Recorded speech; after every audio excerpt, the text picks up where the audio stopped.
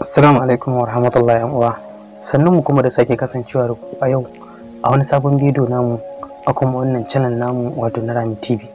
In yau ne farkon zuwan ka a wannan channel namu, ka taɓa mana alamar subscribe ka kuma taɓa alamar ƙararrawar sanarwa ta yadda da zarar mun ɗora sabon bidiyo kai tsaye za a sanar da kai. Bayan haka dan uwa, a yau na zo ma da wani kyakkyawan albishir, shine matsalar da ta daɗe tana cewa al'umma tu a ƙwarya ba komai bane face hakin. Kowa ka gani hakin, kowa ka gani hakin. Wannan abu yana ci ma al'umma mutuwa ƙwarya, kuma sun rasa yadda za su magance wannan matsala. Bayan haka yau kamar yadda kake gani, wani kuma ne aka yi hakin ɗinsa, shi ma ya min wannan tambayar. Wannan ne yasa na ga ya dace a ce na yawan al'umman bidiyo, wanda a Facebook zaka gan su, a WhatsApp ma haka, kowa yana taima tambayoyi cewa dan Allah ya zai yi an yi hakin ɗinsa, an canza masa password. Kuma mutanen da suke wannan aikin ba wai suna yi ne kai tsaye domin jin daɗin rayuwarsu ba. Bayan haka suna cutar ka domin suna bin dukkan wani abokinka da ka sani kana hulɗa da shi, ko ta kasuwanci ko hulɗa ta zamantakewa, suna bin sa domin su karɓi wani abu a hannunsa. Idan ma kana hulɗa da shi ta kasuwanci, za su iya yaudaransa da sunan ciwar kai ne, su je su karɓi kuɗaɗe a hannunsa, waɗanda kuma kaga da sunan ka su kai wannan aikin. Bayan haka idan hulɗa kuke yi da mutum ta yau da kullum, za su yi amfani da wannan damar su je su damfari wani, su karɓi kuɗi a hannunsa, kamar dai makamancin wancan. To a yau na ga ya dace ne bidiyo akan wannan matsalar da ta tana ci mutu a al'umma mutu a ƙwarya, domin magance ta kai tsaye. Dan uwa, kai tsaye idan kana da opera, kowace irin opera ce, amma mu yanzu za mu yi amfani da wannan opera wato Google Chrome. Za mu yi amfani da ita ne domin ita ce opera da muke ganin cewa kowa na tabbata insha Allah yana mallake ta ko kuma yana da ita. To kai tsaye za mu shigo a cikin wannan opera ne tamu wato Google Chrome. Bayan mun shigo Google Chrome din mu, kamar haka za ta bude ma, kamar haka za ta bayyana. To za ka taba wancan sama wurin da ka gani wurin search din can, sai rubutu zai zo ma kamar haka.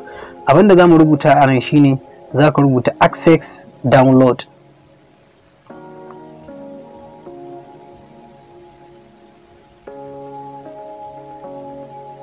Kamar da kake gani yanzu ga ma access download din mu ya fito mana a nan wurin. To za mu yi amfani mu taba shi kamar haka. Dan uwa, bayan ka taba, kai tsaye wannan fuskar zai kawo ka. To bayan ya kawo ka wannan fuskar, kamar da kake gani nan wannan gurin zaka taba accessing and downloading your Facebook information. To shi za mu taba kai tsaye kamar haka.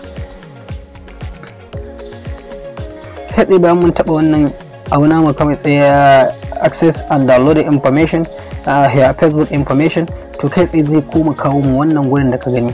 Abinda zaka yi shine zaka taba account access troubleshooting. Shi za mu taba kamar yadda kake gani ga yana biyu din nan, shi zaka taba. Bayan ka taba shi, ka mai tick din kamar haka, zaka taba wannan alamar da ka gani ta next, ita zaka taba kamar haka. Kai tsaye bayan mun taba wannan alama ta next, to gashi yanzu ya kawo mana matsaloli a wannan gurin. Dukkan wata matsala da ka tabbatar da cewa account ɗinka ita ya samu, to ita ce zaka yi tick. To yanzu mu da yake wannan account namu an yi hacking ɗinsa, me za mu yi? Za mu taba wannan alamar da ka gani ta farko, wato my account has been hacked. Ita za mu taba. Bayan kai mata wannan tick din na wannan bakin da ka gani, sai ka taba wannan alama ta next. Ko dan uwa, kai tsaye bayan ka taba wannan gurin na my account has been hacked, to kai tsaye wannan fuskar za ta nuno ma. Bayan ta nuno ma wannan fuskar, dan uwa zaka taba wannan gurin da ka gani gashi ne secure it by going to help center. Shi za mu taba kai tsaye kamar haka. Bayan mun taba wannan gurin, to za ka ga zaɓuɓɓuka nan ya kawo mu a nan gurin kamar yadda kake ganin su ga waɗannan zaɓuɓɓukan. To me za mu yi? Sai mu zaɓi matsalar ta kawo mu a wannan gurin. Gashi, I think my Facebook account was hacked or someone is using it without my permission. Shi za mu taɓa na farko, tun da dama already hacking ɗin mu aka yi. I think my friend's Facebook account was hacked. Ma'ana wani ya yi, idan nan kuma za ka yi reporting ɗin cewar wani ya yi hacking ɗin account din abokinka ne, to ta nan za ka yi reporting. To kai tsaye dan uwa, kamar yadda ka gani wannan matsalar ga tamu nan, ita za mu taba, wato I think my Facebook account was hacked or someone is using without my permission. Sai mu taba shi kamar haka.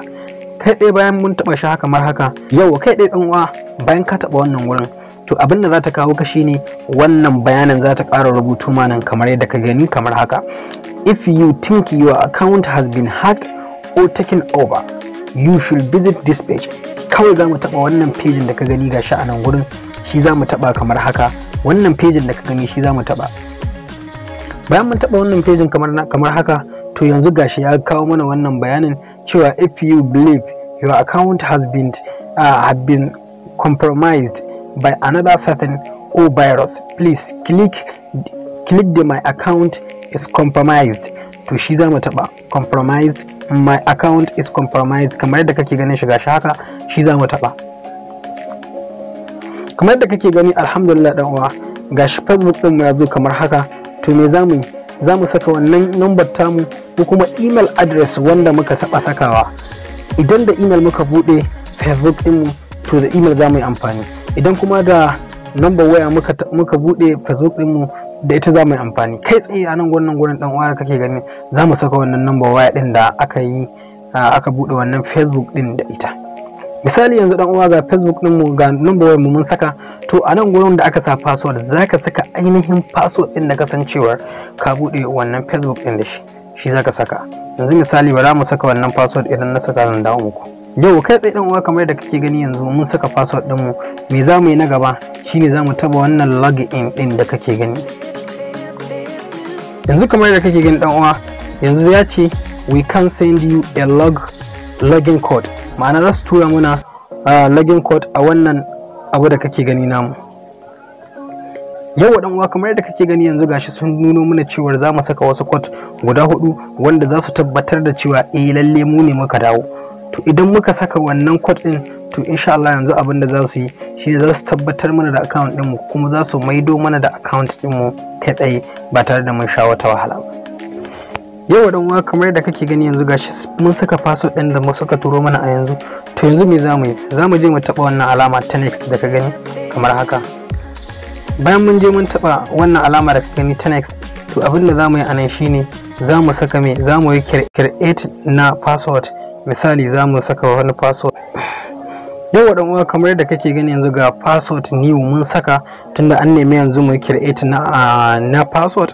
To mu create na password, me za mu yanzu? Za mu taba wannan alama da ka gani ta next, ita ce za mu taba. Yau kai tsaye dan uwa, bayan mun je mun taba wannan alama ta next, ga inda ya kawo mu kai tsaye. To yanzu me za mu yi? Sai ka karanta ka ga wace matsala kake fama da ita. Bayan ka gama ganin wata matsalar da kake fama da ita, to sai kuma me? Sai ka yi amfani da sai ka taba wannan matsalar. Idan ka taba ta kai tsaye insha Allah komai. Yanzu misali za mu taba wannan matsalar da muke ganin tana damu mu, wato ga matsalar mu nan kamar da kake gani, mu yi matek kamar haka, mu yi mata balloon take kamar da kake gani. Bayan mun faɗa musu ga matsalar da take damu mu, tunan sun ce sai mun faɗa musu, sa'annan za mu iya wucewa. To me za mu yi? Sai mu taba wannan alamar da ka gani ta continue, ita ce alamar da za mu taba kamar haka. Kamar yadda kake gani yanzu dan uwa, insha Allah account din mu ya gama dawowa a hannun mu, ko kuma in ce account din mu mun gama kwato shi daga waɗannan azzalumin mutane da suke yin hacking da wasu abubuwa makamantan haka. Me zamu yanzu? Zaka taba wannan alama ce ta get started.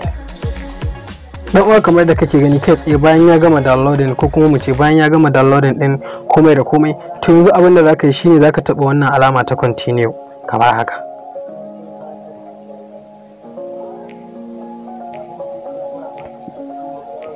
Yanzu dan uwa, bayan kai tsaye bayan ka taba wannan alama ta continue, ga inda zai kawo ka nan. Me zamu yi? Zamu taba wannan alama ne ta skip kamar haka. Bayan mun je mun taba wannan number Truecaller, sai zamu iya deleting nashi, kawai zamu saka skip kamar yadda kake gani. To dan uwa, kamar yadda kake gani kai tsaye yanzu ga account din mun gama dawowa da shi insha Allah. Kamar yadda kake gani mun kwato shi daga hannun waɗannan azzaluman da kake gani kamar haka.